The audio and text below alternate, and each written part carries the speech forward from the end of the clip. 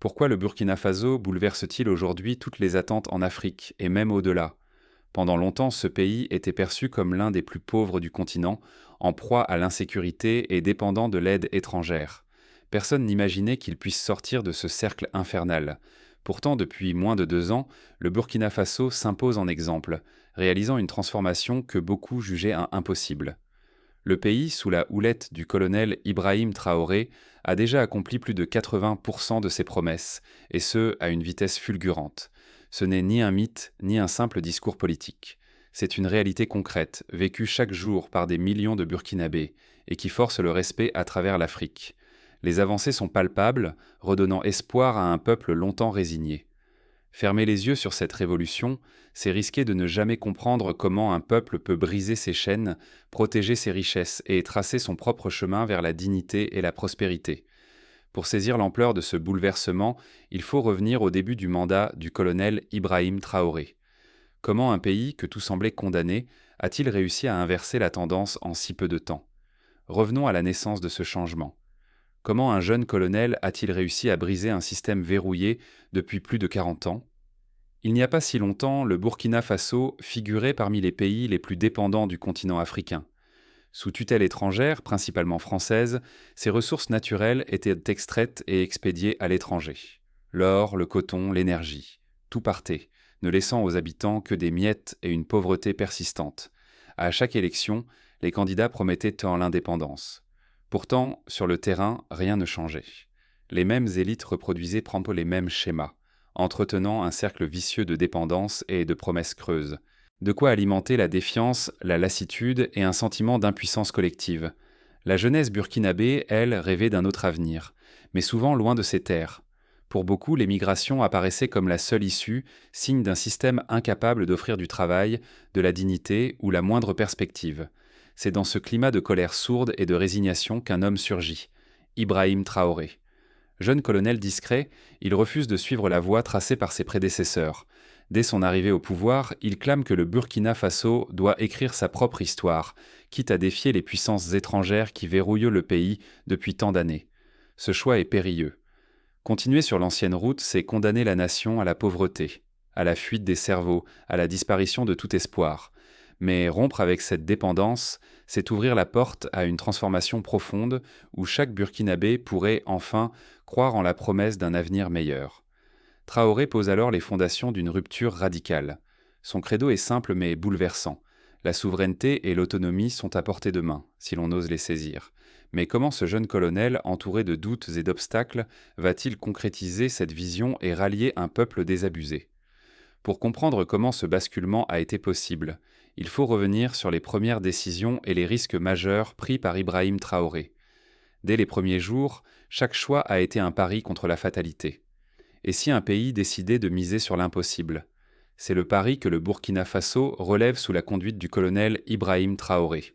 Imaginez un projet capable de bouleverser la vie de millions de citoyens, Faso Rail. Ce réseau ferroviaire colossal vise à relier chaque région, à créer des milliers d'emplois et à faire chuter radicalement les coûts de transport.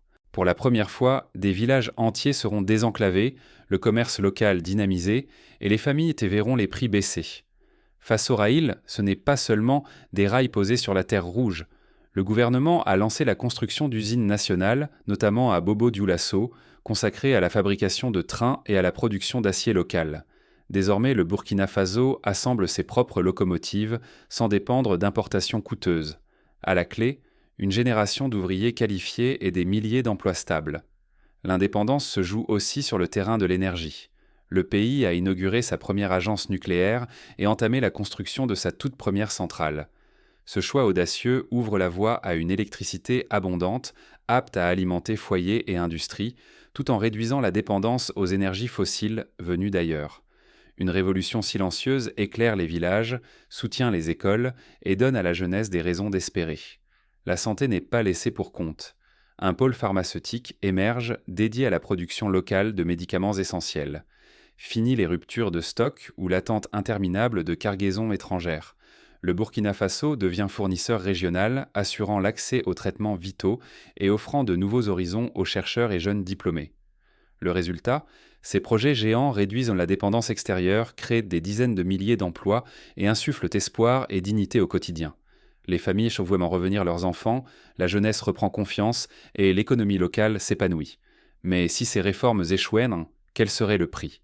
Les jeunes continueraient à partir, le désespoir gagnerait les familles et le pays s'enfoncerait dans la dépendance. Chaque chantier est un bras de fer contre la résignation, une lueur d'avenir pour toute une génération. Pourtant, derrière ces avancées spectaculaires, les défis ne manquent pas. La route vers l'autonomie est semée d'obstacles et chaque victoire reste fragile. Que se passe-t-il quand un peuple cesse de demander l'autorisation d'exister librement? Quand il refuse la tutelle, les obstacles se dressent, puissants, parfois brutaux. Le Burkina Faso, sous le colonel Ibrahim Traoré, expérimente cette audace chaque jour, luttant sur plusieurs fronts: sécurité, pression extérieure et mutation sociale. La sécurité d'abord, priorité vitale car sans elle, la liberté reste un mirage. Le gouvernement a créé des unités spéciales entièrement burkinabées, entraînées pour contrer menaces internes et ingérences étrangères. Pourtant, c'est la mobilisation des villages et quartiers qui change la donne. Chaque communauté devient actrice de sa propre défense. Cette sécurité populaire a réduit le terrain des groupes armés, redonné confiance et sentiment d'appartenance aux citoyens. Mais la force ne suffit pas. Il faut réinventer le pays de l'intérieur. Le gouvernement Traoré mise sur l'inclusion. L'école n'est plus réservée à quelques privilégiés urbains. De nouvelles écoles communautaires émergent dans les campagnes et des formations professionnelles offrent aux jeunes, filles et garçons, la possibilité de construire leur avenir ici. Miser sur la jeunesse, c'est bâtir les fondations d'une souveraineté qui dure. Pour rompre enfin avec la domination financière, une décision attendue depuis des décennies, la création d'une banque centrale nationale indépendante du Fonds monétaire international et de la Banque mondiale. Beaucoup ont crié à la folie, mais ce choix marque une rupture historique. Désormais, le pays contrôle sa monnaie et ses réserves, finance ses propres projets, sans quémander à l'étranger. Pour la première fois, c'est le peuple burkinabé qui choisit où investir ses richesses. Bien sûr, cela a un prix: perte d'alliés traditionnels, menaces de sanctions, isolement diplomatique. Pourtant, loin de s'enfermer, le Burkina Faso diversifie ses relations. Vers l'Asie, l'Europe de l'Est, le monde arabe, le pays cherche de nouveaux partenaires, attire des capitaux, échange des savoirs. En s'appuyant sur la coopération Sud-Sud, il espère s'émanciper de la tutelle occidentale et bâtir une économie plurielle. Mais la route est périlleuse. En défendant sa souveraineté, le Burkina Faso s'expose aux suspicions, à la déstabilisation, à l'asphyxie économique. Le souffle collectif, la confiance retrouvée, pourrait se briser si les puissances extérieures décidaient d'étouffer ce modèle africain naissant.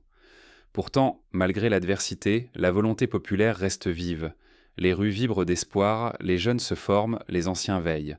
Pour la première fois depuis longtemps, le rêve d'un Burkina Faso, maître de son destin, semble à portée de main. Mais ce changement n'est pas sans conséquences. Chaque victoire s'accompagne de nouveaux défis, et l'avenir reste incertain. Comment ce pari sur l'autonomie peut-il inspirer d'autres pays africains? Et si chaque nation africaine décidait, dès aujourd'hui, de reprendre la plume de son propre récit? Cette idée peut sembler irréaliste, mais l'expérience du Burkina Faso démontre le contraire. Sous la direction du colonel Ibrahim Traoré, le pays s'est affranchi de la tutelle extérieure pour devenir le symbole d'une souveraineté concrète, accessible à tous. La souveraineté n'est pas un simple mot lancé dans les discours. Elle se construit pas à pas avec des gestes forts, des choix déterminés et un courage politique qui n'appartient à aucun privilégié. Le Burkina Faso a osé miser sur son propre génie, transformant ses ressources, bâtissant ses infrastructures ferroviaires et érigeant une centrale énergétique nationale. Loin d'attendre l'aide extérieure, le pays a investi dans l'éducation, la formation technique et la gestion rigoureuse de ses atouts. Ce ne sont pas des miracles réservés à une élite. Ce sont des initiatives locales, portées par une volonté collective. Ce sont des citoyens, des ouvriers, des jeunes qui refusent de la fatalité et travaillent ensemble pour changer le cours de leur avenir. Chaque avancée devient une preuve, une inspiration pour d'autres peuples d'Afrique. L'autonomie véritable ne signifie pas s'isoler. Elle offre un rempart contre les crises venues d'ailleurs et redonne à la jeunesse l'espoir d'un avenir sur place. Autrefois, des milliers de jeunes ne voyaient la migration que comme une porte de sortie. Aujourd'hui, de nouvelles opportunités s'ouvrent au cœur même du continent, restaurant la dignité et la confiance d'une génération trop longtemps négligée. Mais l'enjeu dépasse largement les frontières du Burkina Faso. Ce chemin, chaque nation africaine peut l'emprunter. Quelle que soit sa taille, quelles que soient dans ses ressources, chaque pays porte en lui la capacité de réveiller ses forces. Le parcours sera long et semé d'obstacles, mais il commence par des actes concrets.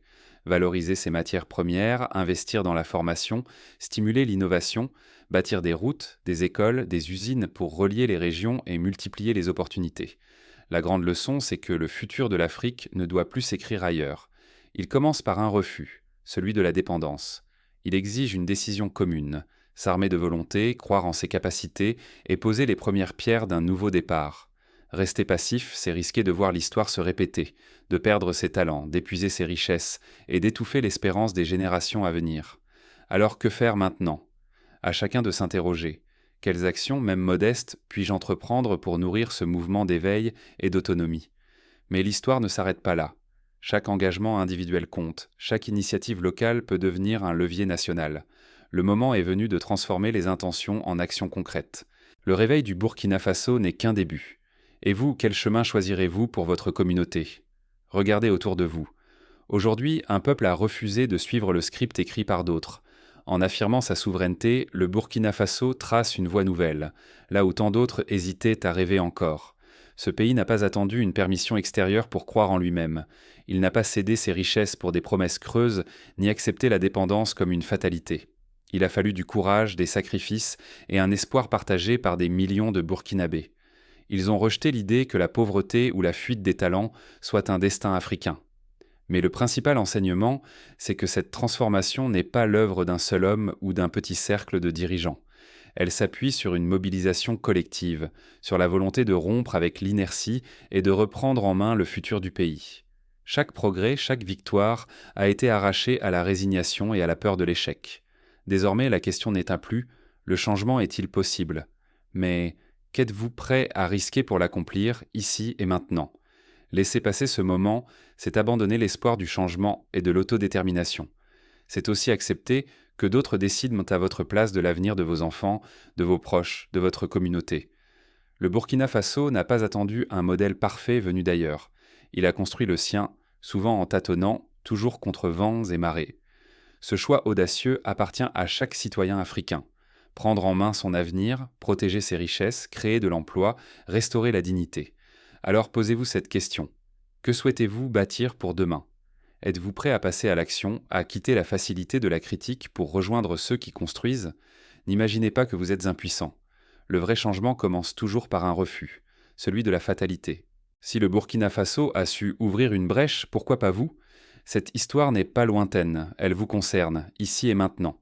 Le choix vous appartient, rester spectateur ou devenir acteur du renouveau.